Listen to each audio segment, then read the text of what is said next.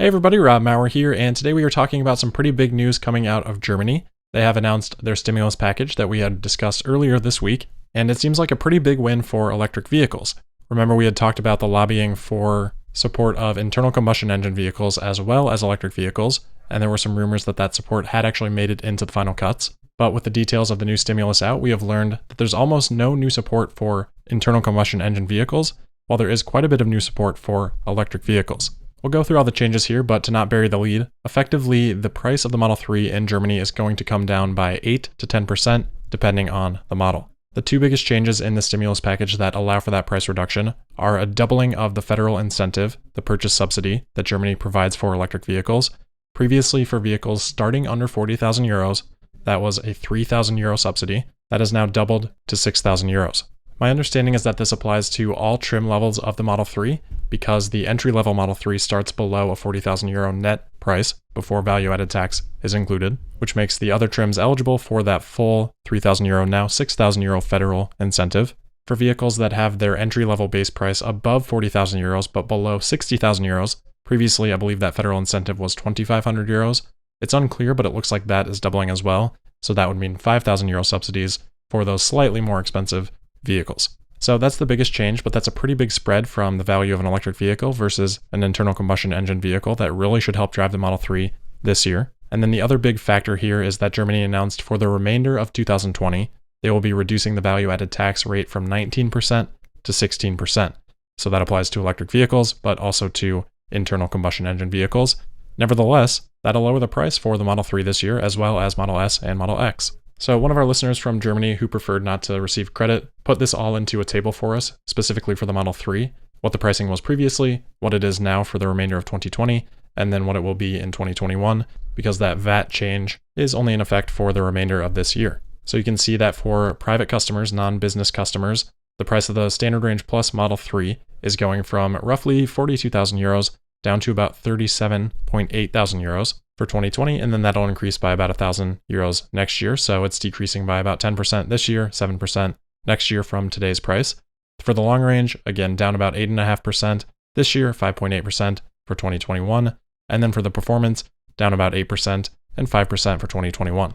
So this is a pretty big deal, and that enhances the value of the Model 3 versus internal combustion engine competition by, roughly 5 to 7%. And when we think about demand for 2020, which I think is probably the year that people are most concerned about demand, we also have this extra incentive of the value-added tax increasing at the end of this year, so that'll help pull forward demand into 2020. So this is a great reminder that demand isn't a stagnant concept. One week, Tesla might be needing demand. The next week, they might have all the demand that they can fulfill for months. That's why I never get too concerned about little price changes here or there. Tesla doesn't operate under a normal retail sales model where they can, go into their individual stores or go into their individual dealerships and adjust the prices as needed.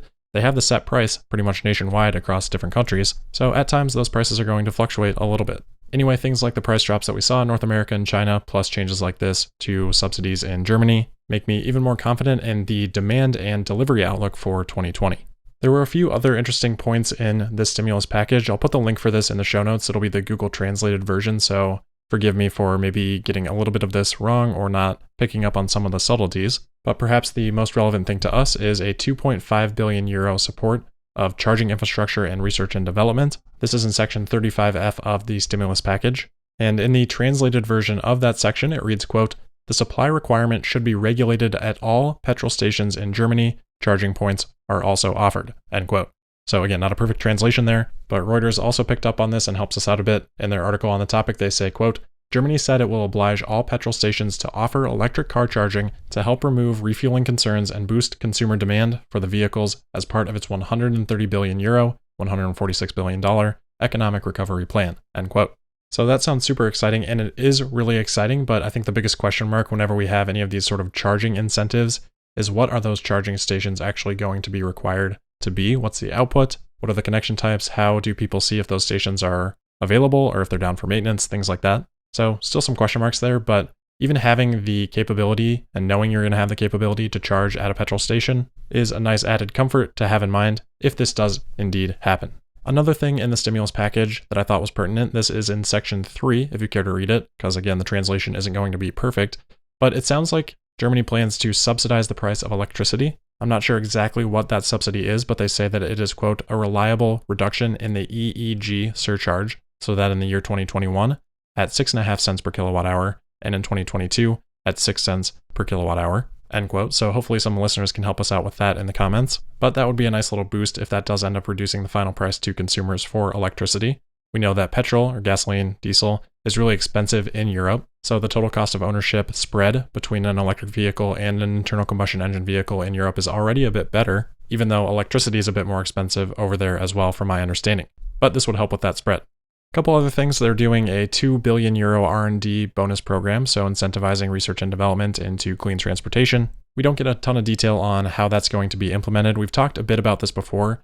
In my point of view, it's a little bit difficult to properly incentivize those types of programs. $2 billion is a lot, but relative to some of the other spending here, it's not a huge outlier to the excessive side, so I'm happy to see that. And then perhaps slightly less relevant to Tesla, but they are also spending €2.5 billion to subsidize public transportation fees. They're spending €1.2 billion to modernize the bus and truck fleet, so some of that will surely make it back to electric vehicles. And then kind of interestingly, they're also spending €7 billion in support of hydrogen production in terms of electrolysis, filling station, and general technology development. That's in section 36 if you want to read more about it. And then $2 billion more for the transportation of hydrogen, which to me sounded like import of hydrogen. As I've said in the past, I'm not particularly bullish on hydrogen, but I thought that was interesting, and it's a pretty big level of support. Oh, one more thing here that does apply to Tesla. There is a motor vehicle tax exemption. That has been in place. Basically, you're exempted for 10 years from motor vehicle tax in Germany on the purchase of an electric vehicle. That 10-year exemption lasts for vehicles purchased before 2025 previously.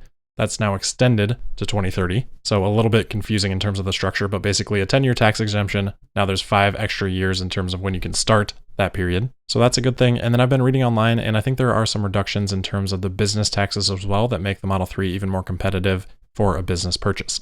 Last quick thing from the stimulus package that I noticed, they increased their AI funding over the next few years from about $3 billion to $5 billion, so a $2 billion increase there.